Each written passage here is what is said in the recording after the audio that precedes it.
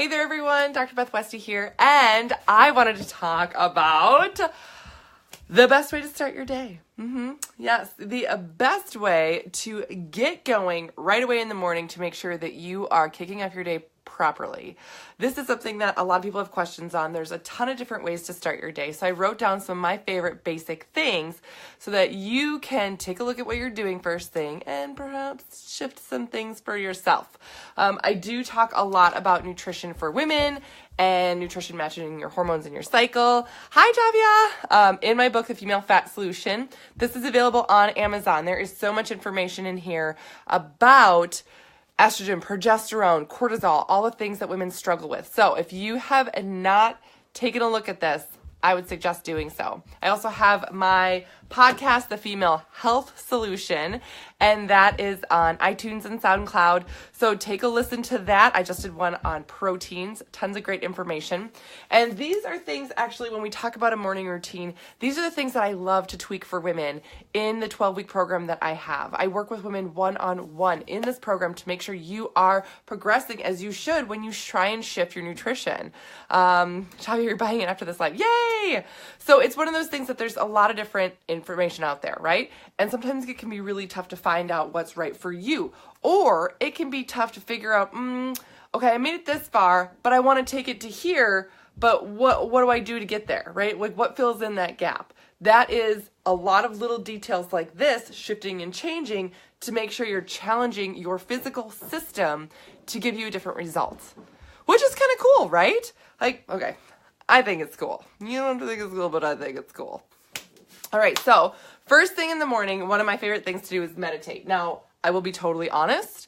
I will be very truthful. I have a hard time meditating. My mind goes like a bazillion miles a minute, and I'll be like, calm, squirrel, calm, peaceful thoughts. Oh my God, I need to go to the store later. Calm, peaceful thoughts. Holy crap, I just remembered that thing that I couldn't remember last week that I forgot to write down. Better go write it down now. That's how my mind works. I'm sure some of you can relate, right? I'm not the only one that has a hard time meditating. But a lot of times taking and finding some peaceful time in the morning for yourself is wonderful. Oh, hi. We have a guest. Oh, look who decided to join. It's Spotterkins. It's the Spotterkins. Oh, such a silly puppies, right? Oh God. Oh, we're really excited. Oh, you also, I took him with me today. Oh, and he jumped in a pond, and now he smells like a dead fish. So that's fun. There we go. I now smell like dead fish. Great. It's a good thing that this is video and that you can't smell me now, because now I'm going to have to shower before I go to bed. Gross. Okay. Thank you, dog. No, dog. No, it's okay. It's coming back for more. All right, so meditation. I have a hard time just doing straight up meditation. There are some great apps for meditation, and I find those really helpful. One of my new favorite ones is called Headspace, and it literally takes you through a meditation and helps you kind of get some peace to your brain, that type of a thing.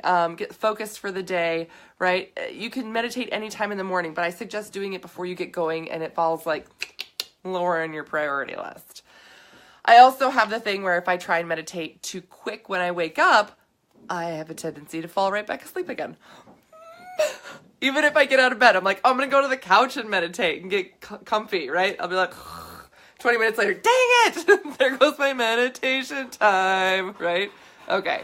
So anyway, meditation, it's a practice. Play around with things, right? I'm not a meditation expert.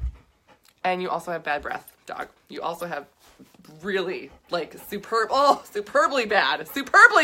But it's one of those things to try and keep working on all the time, right? It only gets better with practice. All right, but then getting right away, starting your system off correctly. Oh my gosh, why are you so excited? I already fed you. You smell like dead fish and you have bad breath. Oh, this is just epic right now. Okay, where's your toy? Go find your toy. Go find that weird little cat thing that you love. Go ahead, go find it. Oh, he's going now. Water. So I like to take a glass of water. There's a lot of ways that you can get this in. Megan, if you get 2 short bursts of meditations. Yes, Megan, that's an excellent suggestion. Thank you.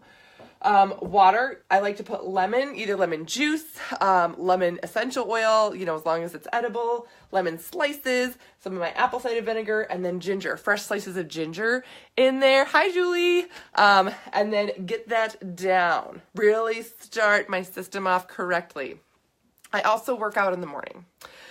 So, because your women's cortisol levels are highest right away in the morning, you want to make sure that you are really helping your body take care of its cortisol. Meaning you do not want to work out on an empty stomach and have your cortisol stay really high because you're working on an empty stomach and you are trying to tap into stored glycogen.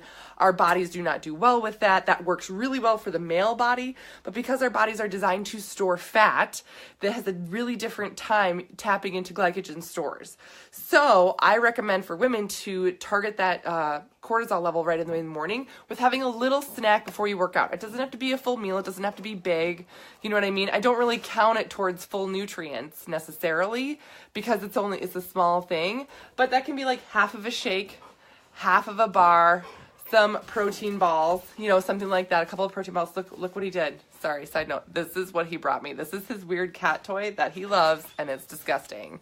And he's so excited. Okay, go get it. Good boy. He found it though. He found exactly what I was talking about, his toy.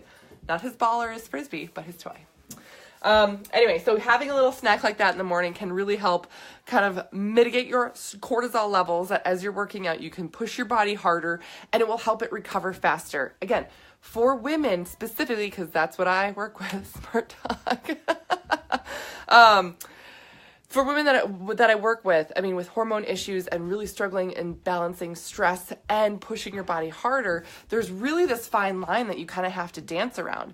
If you do things to push your body harder, you're going to have to shift and change what you're doing to make sure your cortisol level stays low. Because the way our bodies react to cortisol is it can cause hormone dysfunction. It will cause you to store unwanted, weight right around your midsection, belly, hips, thighs. That is that area for women. And it can be the toughest thing to take off. It's like you could eat perfect and have the best workout routine ever, but your body will not get rid of those areas because of the cortisol. So that's one thing where having something in the morning before working out, again, little something can be super, super helpful long-term for your body, for your system, and in terms of getting and maintaining energy and getting better recovery. So there is that as well. So that's my favorite way to start the morning. Now, another thing when we talk about shifting and getting enough protein in and protein pacing, all these other things, if you are an athlete, and I am working on my next book for athletes, Pam, yes, that's me. Yes, right? I'm working on my next book for female athletes. And there are a lot of things. So I'm going to start to drop in some information in my live videos about female athletes. What about the BBB protein fruits with ground flax pre-workout? Yes, that's a great pre-workout. But the other thing with that pre-workout is that it doesn't need to be a ton because that's going to be like 20 grams of protein, Julie. The Belly Buster protein, routine with fruits and stuff. That's great. It doesn't need to be that much, but it can, just depending on what you're doing and how your body's going to handle it. Which is why I'm writing a whole book on this for women athletes, for when you're working out, how to push your body harder, all these other things. Another thing to keep in mind, if you are active, the scale is going to lie to you so much. Oh, so much. It really is. Because your performance weight is different than your regular person weight, if that makes sense. So I'll give you an example of myself, right? I'll totally put myself here on the block. I weigh anywhere between 185 to 190 pounds regular, right? Like that's me as an athlete working out, pushing my body, that type of a thing. When I sort of was not working out as hard, I was definitely not lifting weights. I was just doing some runs, like going for 1.5 miles of a run a day, right? This was years ago, kind of in between having babies. But I definitely wasn't lifting. I wasn't lifting anything heavier than a baby in a car seat, right? And groceries, right? I wasn't like doing a really heavy workout routine. I was about 170 pounds. So that's about 15, 20 pounds lighter than I am right now. And I look at pictures of myself Oh, skinny, like skinny mini. I did not have the same energy. I did not have the same strength and stamina, all those other things. Now, overall, I can fit into a lot of the same clothes, right? So, I mean, there is some difference there. 'Cause I mean, I got quads, I got, some nice strong quads. But the biggest difference for me is that what I want right now for my body is performance.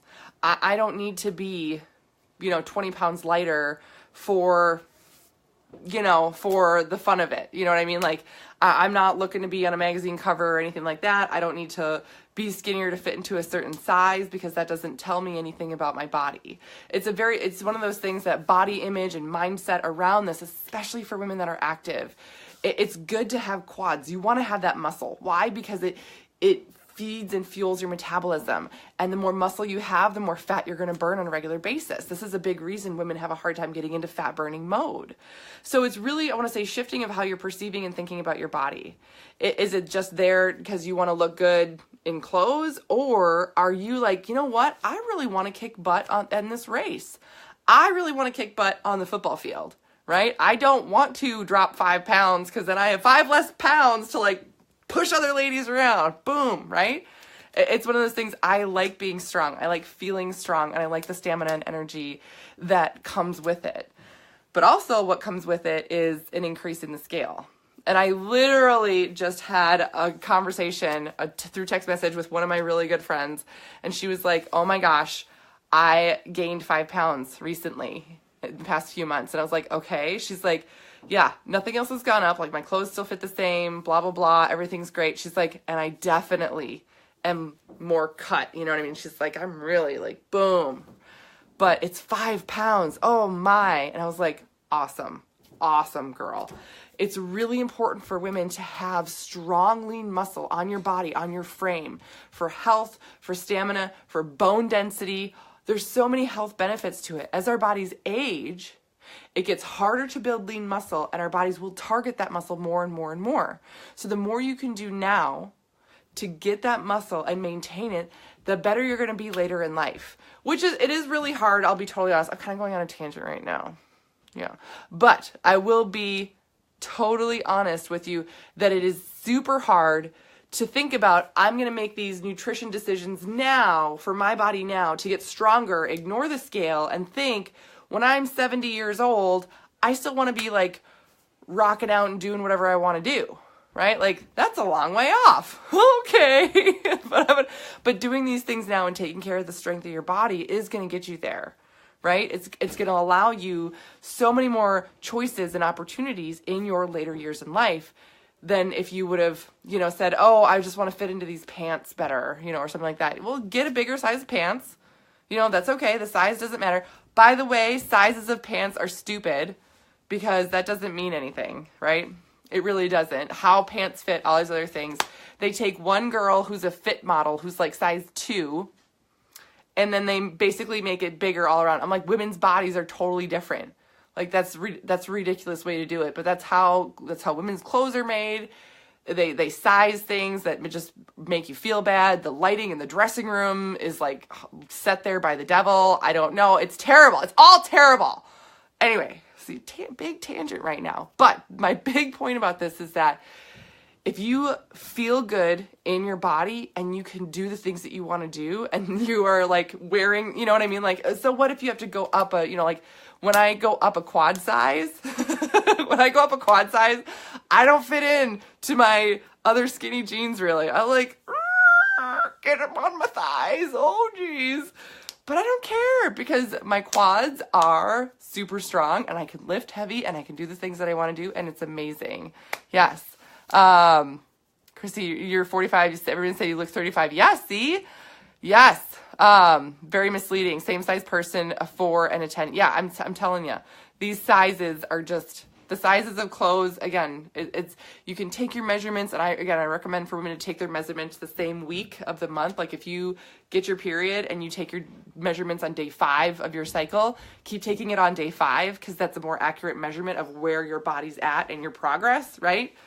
But it's one of those things that when you're looking at working out and pushing yourself, and again, this is why I'm going on this tangent. This is why I'm writing a whole book on this for women and for female athletes, because your athlete body is going to look and feel different than a non-athlete body.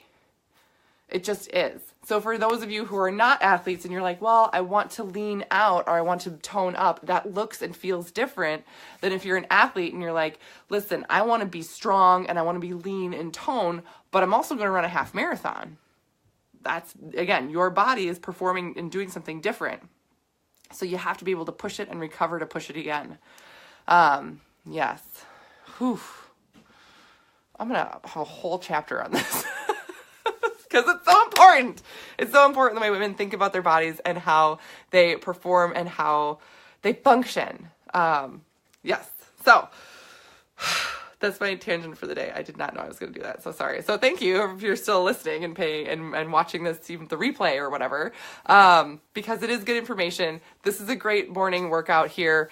And it sets you up for success for the day. Again, even if you feel like, crap, yesterday is down the toilet, I totally screwed everything up. That's okay. Start over again the next day. You know, you're never going to screw up so bad that you can't get yourself out of it. I promise. I promise. I promise. I promise. All right. So hopefully this was helpful. If you find this helpful, I would so love and appreciate if you click that share button. It is really just my mission to impact as many women's lives possible and helping them with health and nutrition and teaching women how to really take care of themselves, empowering women in their own bodies for whatever they want and whatever their goals are. And I'll put a link below too if you have questions and you want to schedule a call with me. I'll put my call schedule below so you can schedule that and we can chat about anything that you're struggling with, whether it be, getting the right nutrition in before you go to work out or in the morning, or I'm not going to promise I'm going to be good at meditating because again, that's something I still struggle a lot with, but I can do my best. All right. That's what I got for you guys today. Again, thank you so much for, the comments and being interactive. I love when you guys have questions. And I'm really, really excited for my next book as I'm working on it really, really hard to get it out as soon as possible for you. All right. I'll see you guys later.